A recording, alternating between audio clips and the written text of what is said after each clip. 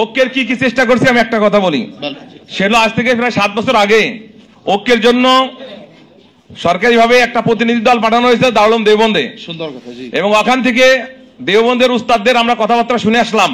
ওনারা বললেন মৌলানা সাদ সাহেবের ব্যাপারে আমাদের কোনো বিষয়ে আমাদের কোনো ধরনের আপত্তি নাই, একটা বিষয়ে আপত্তি আছে, যদি উনি ওনার এই কথা থেকে ফিরে আসে তাহলে তাও সেটাও শেষ। আমরা ওই মুহূর্তের মধ্যে দেওবন্দ থেকে আমরা নিজামুদ্দিন মার্কাজে আসছি।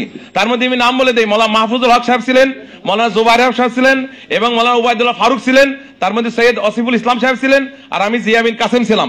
আমাদের 5 জনের প্রতিনিধি দল আমরা দেওবন্দে গিয়েছিলাম। তার মধ্যে ওলামারাও ছিলেন, হেফাজতের লোক ছিলেন, বড় বাচ্চা শাইখুল হাদিস ছিলেন, জুবাইর সাহেব এবং অফিসার ছিলেন। এরপর নিজামুদ্দিন মার্কাজে এসে মৌলানা সাদ সাহেবকে যখন বলা হলো যে আপনার ব্যাপারে দারুল উলুম দেওবন্দ পুরা পরিষ্কার, শুধু একটা বিষয়ে তারা আপত্তি করতেছে, আপনি ওইটার ব্যাপারে ফিরে আসেন। উনি ওই জায়গার মধ্যে ঈশান নামাজের পর স্পষ্ট বলে দিলেন যে আমরা এরকম ভাবে ফিরে, আমি ঠিক আছে যদি উনাদের কথা অনুযায়ী ভুল বুঝে থাকে মুসা আলাইহিস সালাতু ওয়াস সালামের ব্যাপারে, আমি এর থেকে আমার কথার মধ্যে যদি ভুল হয়ে থাকে তো অবশ্যই আমি আমার কথা থেকে ফিরে আসলাম। এই কথা যখন এই যেই লোকগুলো আমরা 5 জনের নাম বললাম গেলাম, ওনাদেরকে যখন বলা হলো ওনারা বললো না আমাদের আর কোনো অভিযোগ নাই, মৌলানা সাদ কান্দরলি পুরা পরিষ্কার নিট এন্ড ক্লিন, অর্থাৎ ওনার ব্যাপারে আমাদের কোনো অভিযোগ নাই। পরবর্তীতে যখন দেশে ফিরে আসলাম, দেশে ফিরে আসার পরে ওনারা আবার আলাদা ভাগ হয়ে গেল, আর আমাদের ওই দেওবন্দ এবং নিজামুদ্দিনের যে কথাগুলো শুনে আসছে এই কথায় ওনারা আর ঐক্য হতে পারলেন না। এগুলো আমরা একটা রাখলাম।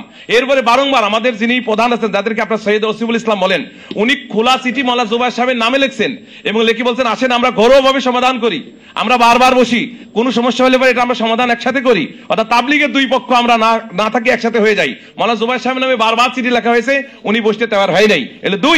3 নম্বর হলো আমরা আজকেও বলতে চাচ্ছি, যদি একটা বিশ্বব্যাপী একটা আন্দোলন এবং 252টা দেশে এই আন্দোলন অর্থাৎ তাবলীগের মেহনত চলে, এত বড় একটা প্রতিষ্ঠানের অবশ্যই একজন আমির অবশ্যই লাগবে।